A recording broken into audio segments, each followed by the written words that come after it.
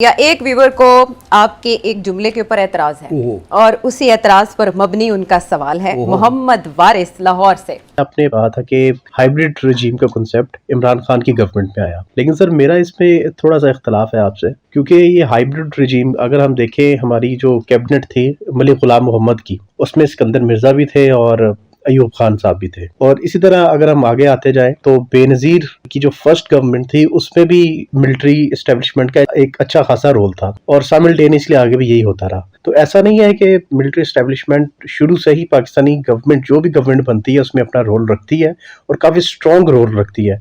और ये हाइब्रिड रजीम 2018 या उसके बाद नहीं आई, बल्कि ये शुरू से ही पाकिस्तान में मौजूद है। काइंडली इस पे अपना तबसरा कर दीजिएगा। देखिए, ये लफ्ज़ आपने पहली दफ़ा तो मेरा ख्याल है 5 साल पहले सुना ना, क्यों इससे पहले क्यों नहीं कभी सुना? बात यह है कि आप सही कह रहे हैं कि मिलिट्री का हमेशा रोल रहा है फ्रॉम डे वन।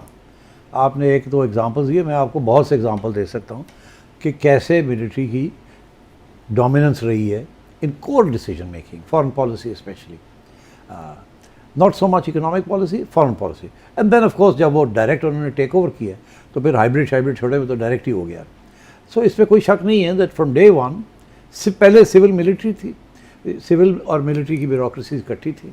पहले 10 ईयर्स देवर सिविल ब्यूरोक्रेसी हावी थी, मिलिट्री ब्यूरोक्रेसी बैकग्राउंड में थी। अयूब खान साहब आगे, मिलिट्री ब्यूरोक्रेसी आगे बढ़ गई and they ruled with the civil bureaucracy और पॉलिटिशियंस को साइडलाइन कर दिया। तो वो तो क्लियर है।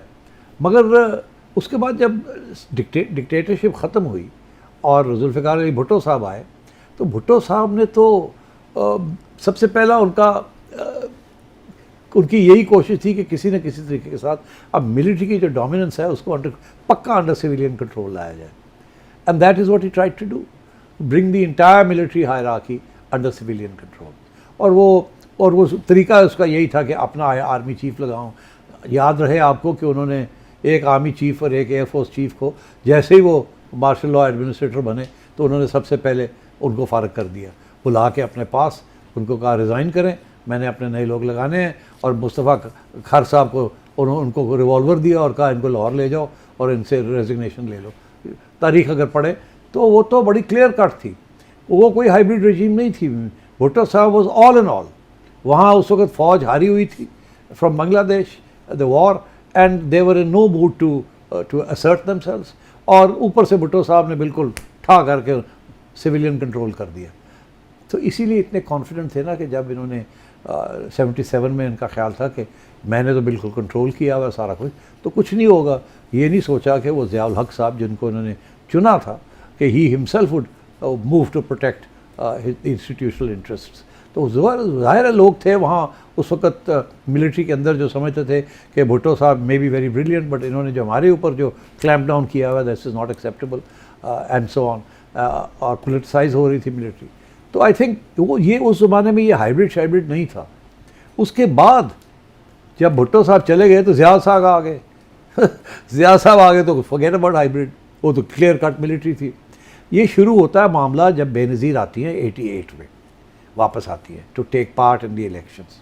उस वक्त ये कशमकश थी, military was use to running everything, मगर बेनज़ीर को अकोमोडेट करना था। सो बेनज़ीर के साथ एक डील हुई।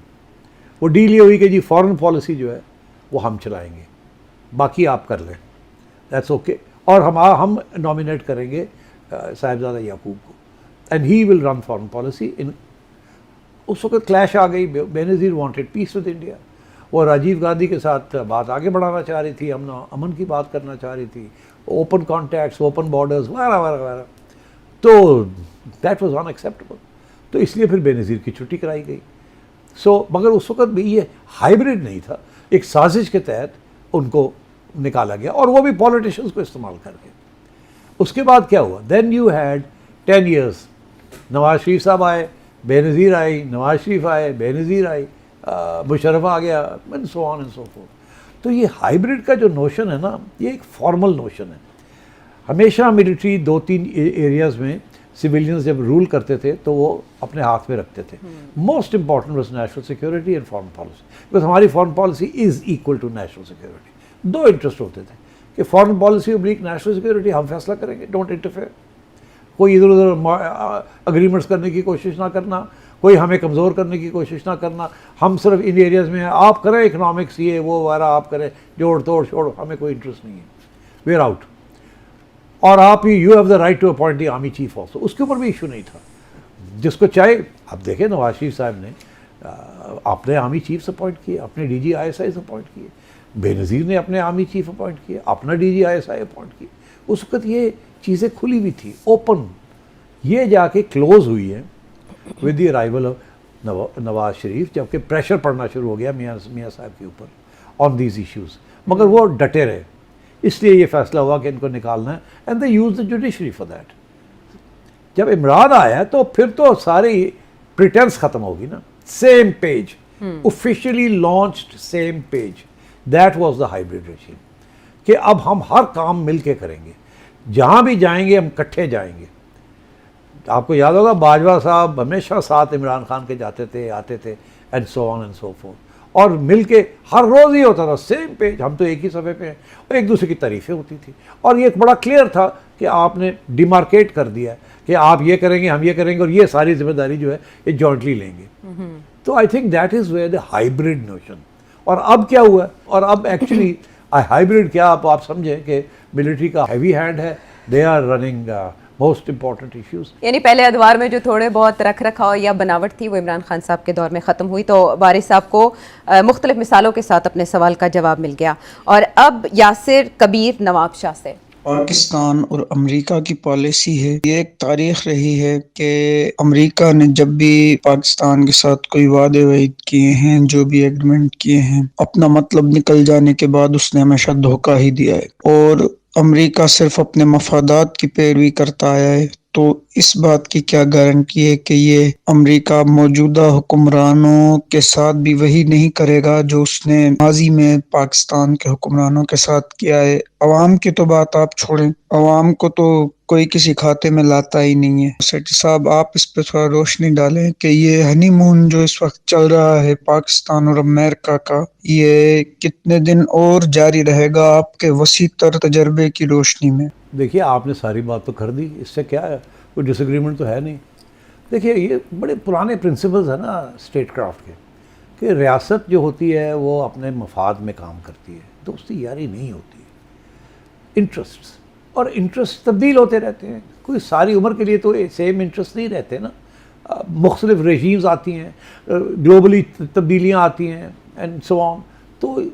तो इसमें क्या है सरप्राइजिंग बात है कि अमेरिका अपने इंटरेस्ट को वॉच आउट करेगा, मगर साथ साथ ये है कि हमें अपने इंटरेस्ट के लिए वॉच आउट करना चाहिए।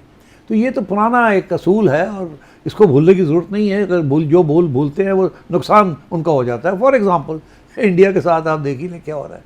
Most favoured country in the world India, सारा वक्त इंडिया इंडिया इंडिया इंडिया, और डोनाल्ड ट्रंप पाकिस्तान के ख़िलाफ़ डबल क्रॉसर हैं, ये हैं वो हैं, अभी हम सुनते रहे सारी बातें।